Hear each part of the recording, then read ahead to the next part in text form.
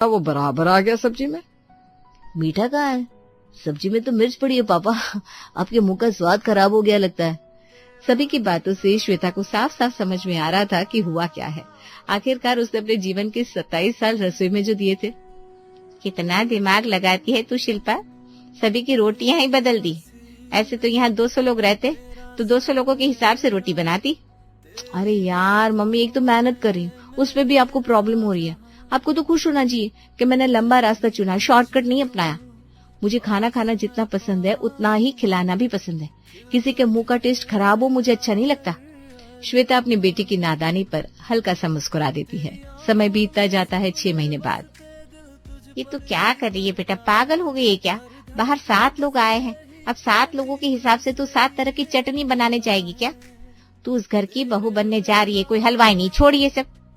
पर जैसे हम चारों में चारों के टेस्ट बड्स अलग है, वहाँ बाहर बैठे 7 लोगों के भी तो टेस्ट बड्स अलग होंगे ना मम्मी। पता चला किसी को समोसे में कुछ कम लगा, किसी को कुछ ज्यादा। ये सही तो नहीं है ना मम्मी। अरे तो ये उनकी प्रॉब्लम है बेटा, तेरी नहीं। अलग से जाकर नमक मिर्च और बाकी मसाले टेबल पर रख देंगे, जिसे जो लेना होगा अपने हिसाब से ले लेगा। इस तरह से तू अलग अलग चटनियाँ बनाती रही ना तो रसोई में रह जाएगी और राहुल किसी और लड़की को देखकर उसे पसंद कर लेगा।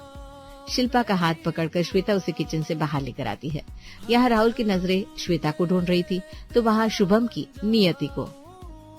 तो मास्टर्स है क्या आपने? बहुत है, इतना पढ़ना बहुत है। मेरे हिसाब से तो लड़कियां सिर्फ आराम करने के लिए बनी होती है। मतलब तुम्हारी बहन हमारे घर पर आकर सिर्फ आराम करेगी? अरे नहीं, वो तो मैं शिल्पा दीदी को मजाक में आज से ही बोल देता हूँ, पर बहुत अच्छी है मेरी बहन। बड़ा काम करती है, बड़ी मेहनती है। 8 घंटे जॉब के बाद आजकल वो सभी के लिए रात का खाना भी बना रही है।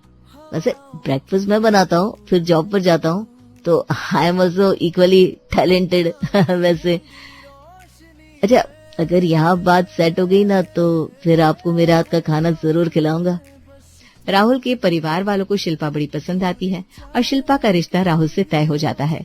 1 हफ्ते बाद अपने कमरे के बिस्तर को ठीक करते हुए शिल्पा राहुल से स्पीकर पर बात कर रही थी। छोले बड़े पसंद आए मुझे। छोले और कुलची या साथ में भटूरे? अरे वाह, तुम्हें तो खाने की बड़ी समझ है। वैसे हमारे घर पर कोई इतनी मेहनत नहीं करता। मम्मी ने शुरू से ही हम सबको बड़े सिंपल खाने की आदत लगवाई थी ताकि उनका काम ना बढ़े। अब हमने उन्हें मेहनत करने दिया नहीं तो तुम्हें क्यों देंगे। तो छोले के साथ ओनली चावल। वैसे तुम बताओ, तुम्हें कुकिंग करने में मतलब कोई प्रॉब्लम तो नहीं है ना? नहीं तो मैं एक हेल्पर रख दूंगा या फिर एक प्रॉपर कुक भी रख सकता हूँ। इतना सोचने की बिल्कुल भी जरूरत नहीं है राहुल। वैसे भी अभी कुछ दिनों के लिए मैं पूरे घर को समझना चाहती हूँ, एटलीस्ट 6 महीने के लिए। तुम्हारे घर पर मेरा मतलब है हमारे घर पर तो ऑलरेडी झाड़ू पोछा और बर्तन के लिए काम वाली है ही। किचन में खुद संभाल लूंगी, डोंट वरी। वैसे भी कहते हैं लोगों के दिल तक पहुंचने का रास्ता उनके पेट से ही जाता है। पहले तो मैं तुम सबको समझ लूं, सभी का दिल जीत लूं, उसके बाद अगर ऑफिस ज्वाइन करने की सोची तब हम कुक रख लेंगे। अच्छा, पर इस बारे में ना नियति से कुछ मत कहना, ओके? मैं अपने हिसाब से देख लूंगा। नियति छुपकर अपने भाई और होने वाली भाभी की सारी बातें सुन लेती है। 1 महीने बाद शादी अपनी तय तारीख पर होती है और बहू बनकर शिल्पा राहुल के घर आ जाती है। अरे अंदर कहाँ जा रही है भाभी? मेरे भाई के साथ शादी करके आपको सिर्फ हमारे दरवाजे तक आने की टिकट मिली है। यहाँ से अंदर जाने के लिए आपको मुझसे गुजरना होगा। मेरा मतलब है मुझे खुश करना होगा। तो बताइए मैडम, आप क्या लेकर मानेंगी? मैं तो आपको अंदर तभी आने दूंगी भाभी जब आज की रात आप मेरे साथ रहेंगी। नियति की बात सुनकर सभी का मुंह खुला का खुला रह जाता है। आज घर की बहू की सुहाग रात थी और नियति शिल्पा की सुहाग रात को खराब करने की कोशिश कर रही थी। तो क्या कह रही है तू? बकवास मत कर, हर वक्त मजाक अच्छा नहीं लगता। तो फिर मैं यही लेट जाती हूँ भाभी। आपको अपने पति के साथ जाना है तो मेरे ऊपर से होकर चले जाना। मैं आपके साथ आपके कमरे में चलने को तैयार हूँ दीदी, आप चिंता मत कीजिए। कोई बात नहीं मम्मी जी, अब तो जीवन भर का साथ है मेरा और राहुल जी का। जब दिल मिल ही गया है तो कमरा अलग क्यों ना हो, क्या फर्क पड़ता है। शिल्पा नियति के साथ उसके कमरे में चली जाती है।